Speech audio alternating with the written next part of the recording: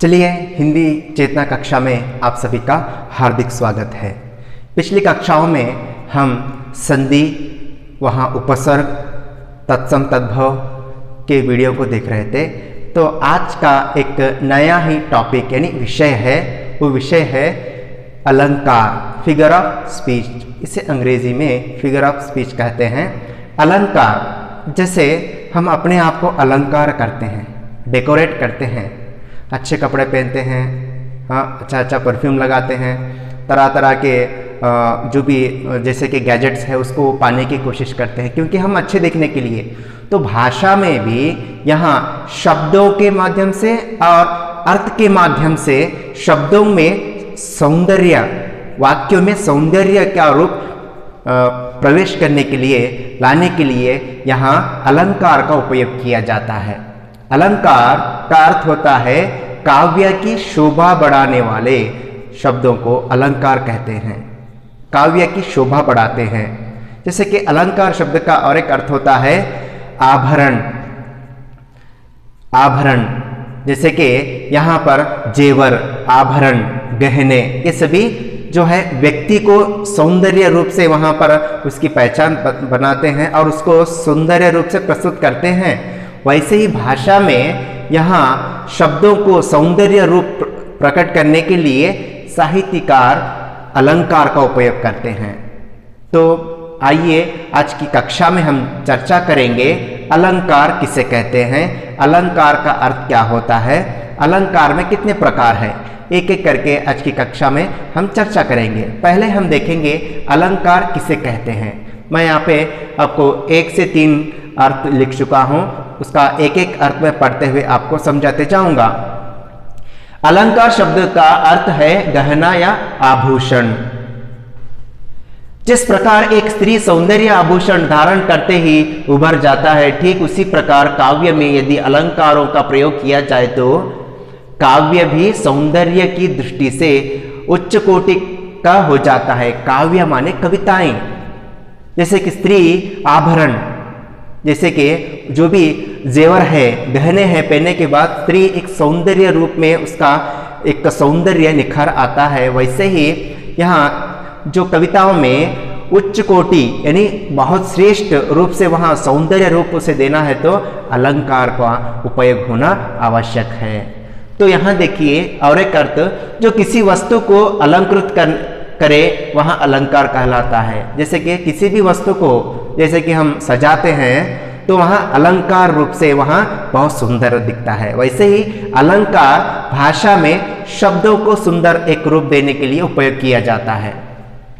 अर्थात भाषा को शब्दार्थ से सुसज्जित तथा सुंदर बनाने वाले चमत्कारपूर्ण मनोरंजन को अलंकार कहते हैं। चमत्कारपूर्ण, जैसे कि कविता पढ़ते हैं तो उस कविता में कवि बहुत ही सुंदर रूप से वहाँ उसका विवरण करे हुए रहता है, उसका अर्थ दिए हुए रहता है।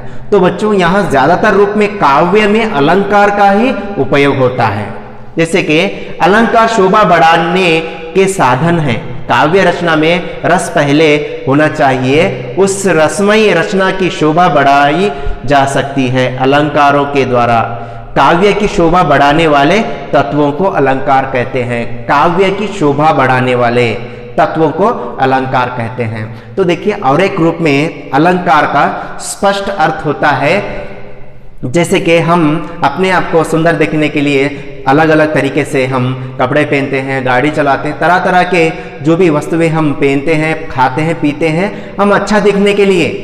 तो वैसे ही यहाँ अलंकार का उपयोग भाषा में शब्दों को एक डेकोरेट किया जाता है, सौंदर्य रूप दिया जाता है। साधारण शब्द को एक अलग ही रूप में वहां पर उसको सजाया जाता है।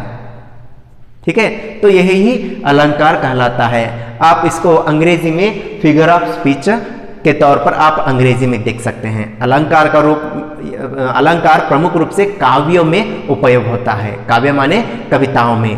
तो आगे देखिए अलंकार के भेद, types of figure of speech. Types of figure of speech. तो देखिए अलंकार शब्द का अर्थ होता है एक वस्तु को सजाना, अलंकार करना, डेकोरेट करना। तो हम भाषा में देखते हैं, लैंग्वेज में शब्दों को अलंकृत किया जाता है। तो अब आगे बताता हूं मैं किस प्रकार किया जाता है, वहां उसमें कितने प्रकार है। देखिए अलंकार के भेद, types of figure of speech. अलंकार के सामान्य तौर पर, मुख्य तौर पर, सामान्य तौर पर और मुख्य तौर पर हम देखते हैं कुल 2 प्रकार किए जाते हैं। 2 प्रकार, जैसे कि शब्दालंकार, अर्थालंकार। देखिए शब्दों के माध्यम से वह अलंकार को एक रूप दिया गया है, और एक है अर्थालंकार। अर्थालंकार के रूप में वहां पर अलंकार का प्रकार किया गया है। शब्दों के माध्यम से वहां पर अलंकार को देखते हैं, अर्थ के माध्यम से भी हम अलंकार को देखते हैं। ठीक है, जैसे कि शब्दालंकार, शब्दों को सजाया जाता है। अर्थालंकार में अर्थ के माध्यम से मीनिंगफुल वर्ड, उसको सौंदर्य रूप दिया जाता है, सौंदर्य रूपात्मक वहां शब्द को, यहां शब्दालंकार में शब्द को सजाया जाता है, अलंकार किया जाता है। अर्थ के आधार पर वहां उसके प्रकार किए गए हैं। जैसे कि शब्दालंकार में कुल मिला के 3 प्रकार आते हैं बच्चों।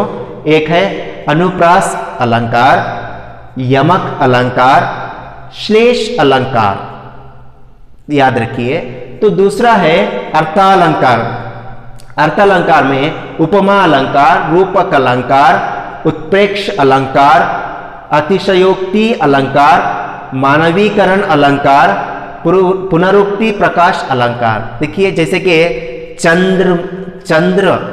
चंद्र के समान मुख, चंद्रमुख, चंद्र समान मुख, चांद सा पुत्र, चांद सा लड़का। जैसे कि यहां पर अलंकार के रूप में एक वस्तु दूसरे वस्तु से उपमा दी जाती है। आपको मैं उपमा अलंकार अर्थ की दृष्टि से देखिए, चंद्र रूपी मुख, चंद्र के समान मुख। ठीक है, उपमा माने एक वस्तु को दूसरे वस्तु से उपमा दी जाती है, कंपेयर किया जाता है अर्थ की दृष्टि से। जैसे कि यहां पर शब्दालंकार में 3 प्रकार देखे हैं, अर्थालंकार में कुल 6 प्रकार। तो अलंकार के भेद, यानी अलंकार में मुख्य तौर पर 2 भेद किए गए हैं, एक है शब्दालंकार, दूसरा है अर्थालंकार। तो देखिए मैं आज की कक्षा में मैं आपको अलंकार का अर्थ बताया हूं और अलंकार के भेद बताया हूं। तो देखिए अलंकार किसे कहते हैं, और एक बार मैं दोहराना चाहूंगा। अलंकार शब्द का अर्थ होता है काव्य की शोभा बढ़ाने वाले तत्वों को अलंकार कहते हैं। शब्दों को सजाया जाता है, शब्दों को अर्थ के रूप में वहां पर प्रकट किया जाता है, काव्य को सौंदर्य रूप में सजाया जाता है, उसे ही अलंकार कहते हैं।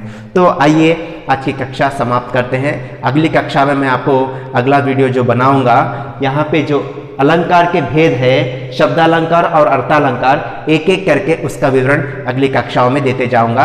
तो याद रखिए, वीडियो को अच्छी तरह से देखिए। जो भी आपको इसमें समस्याएं हैं, जो भी आपको सुधार लाना है, आप कमेंट्स कर सकते हैं। तो मैं समझता हूँ आज की कक्षा में आपको अलंकार, फिगर ऑफ स्पीच समझ में आया होगा। तो मैं कोशिश करूँगा अगली कक्षाओं में इसके जो भी वीडियोस है बनाने की।